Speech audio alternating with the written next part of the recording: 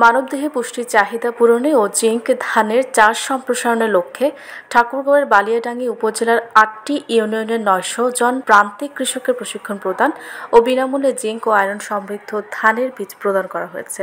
বুধবার দুপুরে বেসরকারি উন্নয়ন সংস্থা RDRS বাংলাদেশের আয়োজনে উপজেলার বড়বাড়ি ইউনিয়ন ফেডারেশন কার্যালয়ে কৃষকদের প্রশিক্ষণ ও ধানের বীজ বিতরণ করা হয়। এ সময় অনুষ্ঠানে প্রধান অতিথি হিসেবে উপস্থিত ছিলেন উপজেলা নির্বাহী কর্মকর্তা পলাশ কুমার দেবনাথ। বিশেষ অতিথি হিসেবে উপস্থিত ছিলেন উপজেলার কৃষি কর্মকর্তা সাজ্জাদ হোসেন সোহেল, হারভেস্ট প্লাসের বিভাগীয় সমন্বয়ক জাকিরুল ইসলাম, RDRS বাংলাদেশের ঠাকুরগাঁও আঞ্চলিক ব্যবস্থাপক গোলজার হোসেন। এছাড়া আন্তর্জাতিক খাদ্যনীতি গবেষণা ইনস্টিটিউট, হারভেস্ট প্লাস প্রোগ্রামের রিয়্যাক্টস ইন প্রকল্প বাস্তবায়নকারী প্রতিষ্ঠান RDRS বাংলাদেশ ঠাকুরগাঁওয়ের কৃষি ও পরিবেশ বিষয়ক টেকনিক্যাল কর্মকর্তা মোহাম্মদ রবিউল আলম ও মোহাম্মদ মামুনুর রশিদ সহ স্থানীয় ২ শতাধিক কৃষক কৃষানী। এর আগে বড় পলাশবাড়ি, চারোল, ধনতলা, ভানোর, দুশো, পাড়িয়া ও আমজানখোর ইউনিয়নের ৭০০ কৃষককে প্রশিক্ষণ ও ধানের বীজ প্রদান করা হয়।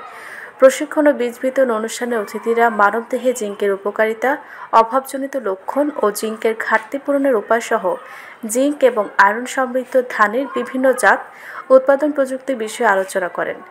সুস্থ, সবল ও মেধাবী সমাজ গড়তে দিনে একবার হলেও জিঙ্ক সমৃদ্ধ চালের ভাত খাওয়ার পরামর্শ প্রদান সহ জিঙ্ক ধান চাষ বৃদ্ধি করার বিষয়ে জোর দেন।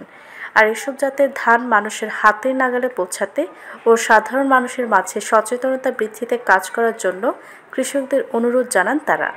পরে কৃষক কৃষানীদের বৃদ্ধান ৭৪ ও ১০০ জাতের ধানের বীজ প্রদান করা হয়।